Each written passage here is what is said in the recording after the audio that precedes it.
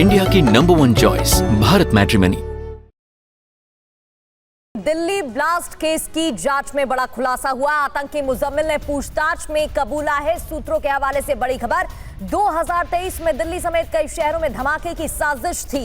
2 साल से धमाके के लिए विस्फोटक जमा किए जा रहे थे। अमोनियम नाइट्रेट खरीदने की जिम्मेदारी मुजम्मिल की ही थी।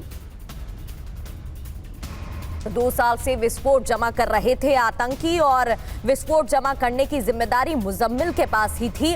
आतंकी मुजम्मिल ने पूछताछ में कबूला है 2023 में दिल्ली समेत कई शहर में धमाके की साजिश भी रची गई थी। 2 साल से धमाके के लिए विस्फोटक भी जमा किया जा रहा था।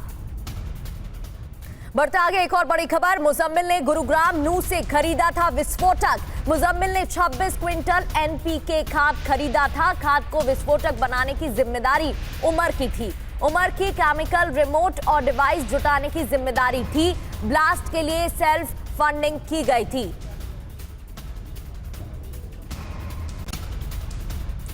एक और अपडेट। ब्लास्ट से पहले आतंकियों में झगड़ा हो गया था। पैसों को लेकर उमर और मुजम्मिल में झगड़ा हुआ। मुजम्मिल ने मॉड्यूल के सामने रखी थी 2 शर्तें। विस्फोटक की लोकेशन के लिए झगड़ा। मुजम्मिल ने पैसा लौटाने की मांग की थी।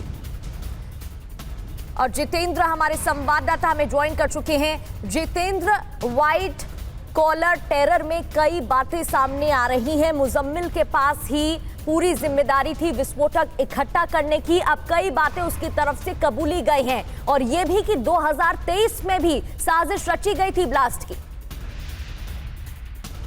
जी बिल्कुल प्रगति, देखिए ये मुजम्मिल का पूरा कबूलनामा है जिसमें उसने कबूल किया कि आखिरकार किस तरीके से साल 2023 से लगातार ये मॉड्यूल प्लान कर रहा था एक बड़े धमाके की। इसके अलावा सीरियल ब्लास्ट की तैयारी ये लोग कर रहे थे और उसी के लिए लगातार ये लोग विस्फोटक जमा करने में जुटे हुए थे। लेकिन विस्फोटक और हथियार के लिए पैसा चाहिए था, तो लिहाजा इन्होंने फंड इकट्ठा किया। किसी ने 8 लाख रुपए दिए, किसी ने 6 लाख रुपए दिए।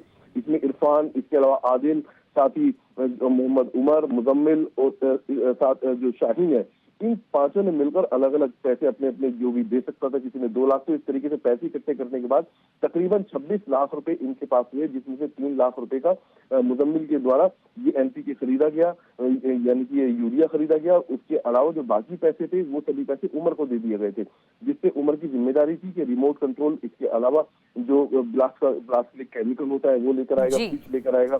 तो ये जिम्मेदारी लेकिन इन बिटवीन इन सभी के बीच में पैसों को लेकर झगड़ा हुआ, जिसके बाद मुजम्मिल ने तय किया कि पूरा सामान जो है विस्फोटक वो अपने पास रखेगा, बाकी जो ट्रिगर वगैरह है वो सब उमर के पास रहेगा। जी बहुत बहुत शुक्रिया। जितेंद्र शर्मा आपको जानकारी दे रहे थे। इंडिया की #1 चॉइस भारत मैट्रिमनी।